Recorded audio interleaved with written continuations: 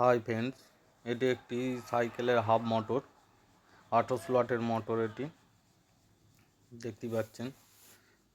এটি ওয়াইন্ডিং করব, পেপার লাগিয়ে নিয়েছি।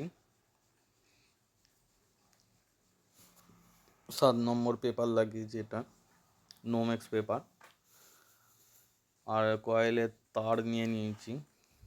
তার নিয়েছি 24 নম্বর তার, 4 পিস তার নিয়ে আছে। 24 নম্বর তার, 24 ফুট।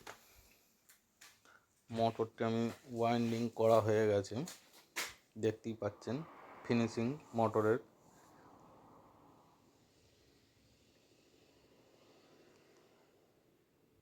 মোটরটি বাঁধা কমপ্লিট, পেপার কাটিং হবে খালি।